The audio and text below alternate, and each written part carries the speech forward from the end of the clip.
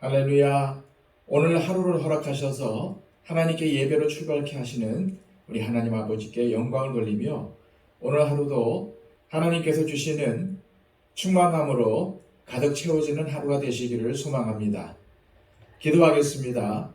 아버지 하나님, 우리를 깨워주셔서 하나님 앞에 엎드리게 하여 주시고 오늘도 하나님께 예배를 드림으로 시작할 수 있도록 인도하심을 감사합니다. 하나님, 어디를 가든지 누구를 만나든지 무슨 일을 하든지 우리가 하나님의 자녀임을 잊지 않도록 하여 주시고 오늘도 누구에게든지 어디를 가든지 우리 하나님의 영광을 높이는 우리의 삶이 되기를 원합니다. 무엇을 먼저 행하기 전에 우리 예수님이라면 어떻게 행하셨을까 먼저 생각할 수 있도록 인도하여 주시고 오늘도 우리의 말과 행동을 조심해서 하나님께서 영광 받으시는 그러한 삶을 살도록 인도하여 주옵소서. 하나님, 우리는 의지가 약합니다. 또한 부족합니다.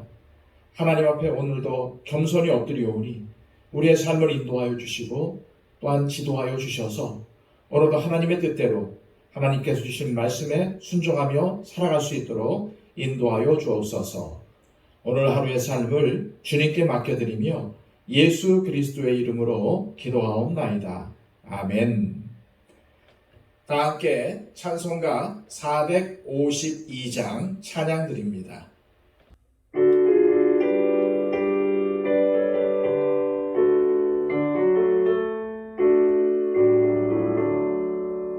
내 모든 소원 기도의 제목 예수님 닮기 원함이라.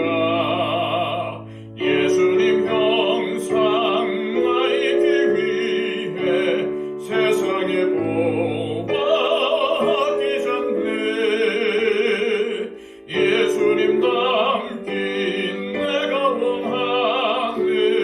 날 구원하신 예수님을 내 마음속에 지금 고도사 주님의 형상 잊으소서.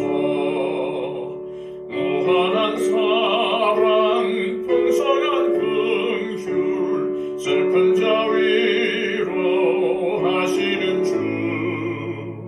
길 잃은 죄인 부르는 예수 그 형상 담게 하옵소서. 예수님 닮기 내가 원하네. 날 구원하신 예수님을 내 마음속에 지금 고도사 주님의 형상 잊으소서. 겸손한 예수 거룩한 주님 원수의 멸시 참으시사 우리를 위해 고난을 받은 구주를 담게 하옵소서. 예수님 닮기 내가 원하네. 날 구원하신 예수님을 내 마음속에 지금 고도사 주님의 형상 잊으소서. 이 시간 우리에게 주시는 하나님의 복된 말씀은 구약성경 사사기 21장 1절에서 12절까지의 말씀입니다. 구약성경 399쪽입니다. 이스라엘 사람들이 미스바에서 맹세하여 이르기를 우리 중에 누구든지 딸을 베냐민 사람에게 아내로 주지 아니하리라 하였더라. 백성이 베델에 이르러 거기서 저녁까지 하나님 앞에 앉아서 큰 소리로 울며 이르되 이스라엘의 하나님 여호와여 어찌하여 이스라엘에 이런 일이 생겨서 오늘 이스라엘 중에 한 지파가 없어지게 하시나이까 하더니 이튿날에 백성이 일찍이 일어나 거기에 한 제단을 쌓고 번제와 화목제를 드렸더라. 이스라엘 자손이 이르되 이스라엘 온 지파 중에 총회와 함께하여 여호와 앞에 올라오지 아니한 자가 누구냐 하니 이는 그들이 크게 맹세하기를 미스바에 와서 여호와 앞에 이르지 아니하는 자는 반드시 죽일 것이라 하였습니다. 이스라엘 자손이 그들의 형제 베냐민을 위하여 뉘우쳐 이르되 오늘 이스라엘 중에 한 지파가 끊어졌도다. 그 남은 자들에게 우리가 어떻게 하면 아내를 얻게 하리요? 우리가 전에 여호와로 맹세하여 우리의 딸을 그들의 아내로 주지 아니하리라 하였도다. 또 이르되 이스라엘 지파 중 미스바에 올라와서 여호와께 이르지 아니한 자가 누구냐 하고 본즉 야베스 길르앗에서는 한 사람도 진영에 이르러 총회에 참여하지 아니하였으니 백성을 계수할 때에 야베스 길르앗 주민이 하나도 거기 없음을 보았습니다. 회중이 큰 용사 12,000명을 그리로 보내며 그들에게 명령하여 이르되 가서 야베스 길르앗 주민과 부녀와 어린아이를 칼날로 치라. 너희가 행할 일은 모든 남자 및 남자와 찬 여자를 진멸하여 바칠 것이니라 하였더라. 그들이 야베스 길르앗 주민 중에서 젊은 처녀 400명을 얻었으니 이는 아직 남자와 동침한 일이 없어 남자를 알지 못하는 자라. 그들을 실로 진영으로 데려오니 이곳은 가나안 땅이더라. 아멘. 하나님의 말씀을 마음에 두지 않고 자기 소견에 오른 대로 첩을 두었던 한 레위인으로부터 시작된 사건은 결국 이스라엘 11지파와 베냐민 지파 간의 전쟁으로 이어졌습니다. 전쟁은 결국 이스라엘의 승리로 마치게 되었으나 그들은 승리의 기쁨을 누릴 수 없었습니다. 자기의 소견에 오른 대로 행한 대가를 톡톡히 치러야 했기 때문입니다. 사사기의 마지막 장인 21장은 이스라엘이 베냐민과 전쟁을 하기 전 미스바에 모였을 때 했던 한 맹세를 회상함으로 시작합니다. 1절입니다. 이스라엘 사람들이 미스바에서 맹세하여 이르기를 우리 중에 누구든지 딸을 베냐민 사람에게 아내로 주지 아니하리라 하였더라. 자신들의 딸을 베냐민 사람에게 아내로 주지 않겠다는 것은 앞으로 베냐민 지파를 이방 민족, 즉 가나안 민족처럼 취급하겠다는 의미입니다. 이스라엘은 이러한 맹세를 통해서 베냐민 지파를 더 이상 형제로 보지 않고 원수로 여길 것을 다짐하며 승리를 향한 결의를 다졌던 것입니다. 그리고 전쟁에서 결국 승리하자 베냐민을 이방 민족처럼 취급하겠다는 태도가 그대로 나타났습니다. 마치 가나안 민족을 진멸하듯 베냐민 지파의 사람이나 가축 할 것 없이 닥치는 대로 모두 칼로 쳐서 죽였으며 그 일대의 성읍도 모두 불살랐습니다. 그로 인해 베냐민 지파에 살아남은 자는 오직 광야로 도망친 600명의 남자들 뿐이었습니다. 베냐민을 이방인 대하듯이 살육하던 이스라엘은 사태가 이 지경에 이르자 이제 하나님 앞에 큰 소리로 울며 어찌하여 이스라엘에 이러한 일이 생겨 한 지파가 사라질 위기에 처하게 되었는지를 한탄합니다. 자, 2절과 3절 말씀입니다. 백성이 베델에 이르러 거기서 저녁까지 하나님 앞에 앉아서 큰 소리로 울며 이르되 이스라엘의 하나님 여호와여 어찌하여 이스라엘에 이런 일이 생겨서 오늘 이스라엘 중에 한 지파가 없어지게 하시나이까 하더니 이들의 한탄을 잘 들어보면 사태가 이 지경에 이르게 된 원인이 마치 하나님께 있는 것처럼 하나님을 향해서 원망의 목소리를 높이고 있습니다. 하나님께서 동족끼리 전쟁을 하라고 시키셨나요? 아니면 베냐민 지파를 이방인처럼 여겨 진멸하라고 시키셨습니까?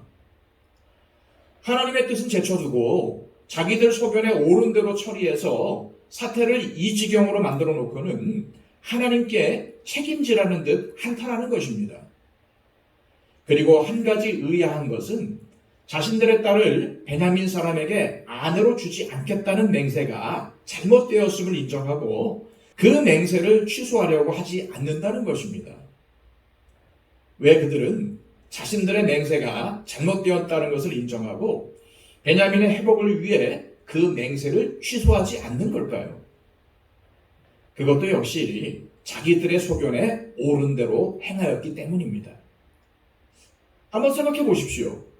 자신들이 보기에 옳다고 여겼던 것이 사실은 옳지 않았다는 것을 인정하는 것은 결코 쉬운 일이 아닙니다.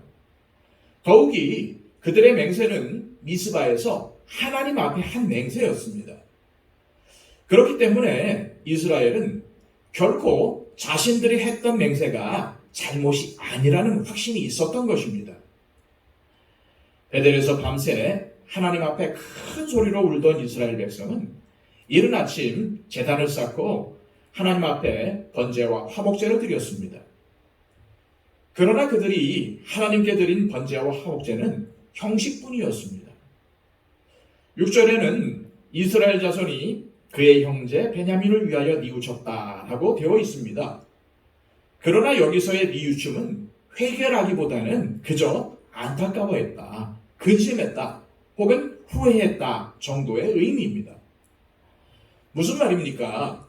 이스라엘 백성들은 자신들이 베냐민 지파에게 행한 짓을 잘못된 것이라고 인정하지 않았다는 말입니다.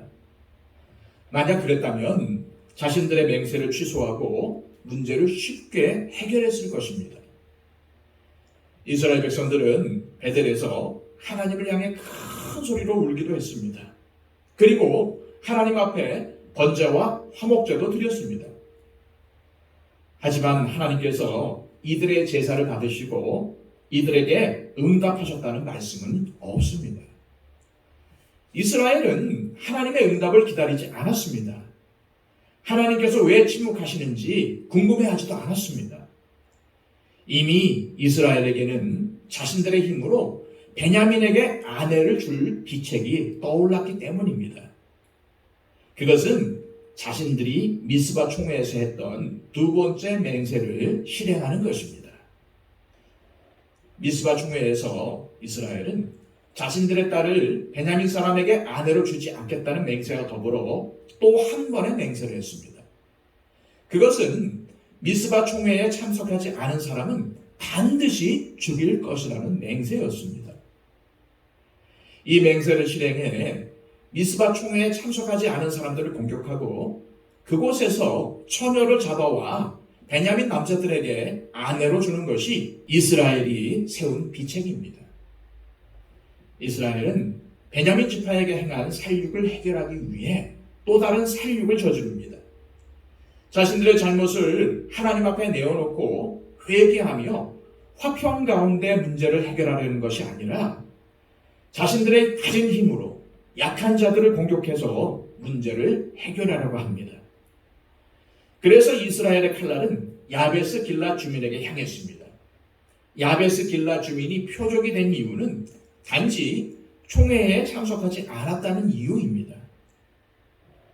이스라엘은 큰 용사 12,000명을 야베스 길라 진영으로 보냅니다. 이들은 야베스 길라 주민을 살육하기 위해 보내졌습니다. 처녀를 죄해한 모든 사람을 죽이라고 명령합니다. 오늘 본문은 그들의 칼날이 부녀와 어린 아이까지 향했음을 고발하고 있습니다. 자신들의 맹세를 지키기 위해 그리고 자신들로 인해서 벌어진 참상을 해결하기 위해 또 다른 안타까운 희생자들이 생긴 것입니다. 큰 용사 12,000명은 성공적으로 처녀 400명을 납치해서 실로 진영으로 데려옵니다. 그런데 12절에 뭐라고 기록되어 있는지 아십니까? 이곳은 가나안 땅이었더라 라고 증거합니다. 이스라엘이 지금 살고 있는 땅은 가나안 땅이 맞습니다. 하지만 하나님의 임재를 상징하는 언약궤와 성막이 있는 실로가 가나안 땅이라는 말은 굉장히 의미 있는 말입니다. 왜 그럴까요? 동족끼리 죽이고 힘없는 여자들을 폭력적으로 끌고 오는 땅은 하나님의 땅이 아니라 가나안 땅이기 때문입니다. 하나님을 왕으로 인정하지 않고 하나님의 다스림을 거부하며 자신의 소견에 옳은 대로 행하던 시대에 살아가는 부녀와 어린아이와 같은 약자들은 그 시대의 악함을 자신의 온 몸으로 받아내야 했습니다. 우리는 지금 우리가 사는 곳을 가나안 땅으로 만들며 살고 있습니까? 아니면 하나님 나라를 이루며 살아가고 있습니까? 우리의 가정과 일터와 교회가 하나님의 뜻이 이루어지며 소외되고 연약한 사회적 약자들에게 힘이 되고 섬김과 사랑이 있는 하나님의 땅으로 만들어 가시기를 소망합니다. 이 시간 기도하실 때에 하나님, 사사시대의 이스라엘처럼 자신의 소견에 옳은 대로 살아가는 우리를 불쌍히 여겨주시고 나의 신념이 아니라 주님의 말씀에 순종하며 살게 하옵소서. 또한 오늘 우리가 살아가는 땅이 가나안 땅이 아닌 하나님의 땅, 하나님의 통치가 이루어지는 땅으로 만들어가게 하옵소서라고 기도하시기 바랍니다. 그리고 우리의 중보가 필요한 모든 분들을 위해서 기도해 주십시오. 우리와 함께 신앙생활하고 있는 우리 형제자매들, 그들의 건강을 위해서 또 그들이 모든 어려움과 고난을 이겨내도록 기도해 주시고요. 박영재 집사님, 이복식 원사님을 위해서 중보해 주시기를 바랍니다. 그리고 아직까지도 예수님을 모르는 우리 지인들을 위해서 기도해 주시고요. 또 오늘도 복음을 들고 온 세계에서 선교적 사명을 감당하고 있는 우리 선교사님들을 위해서 기도해 주시기를 바랍니다. 다 함께 기도하겠습니다.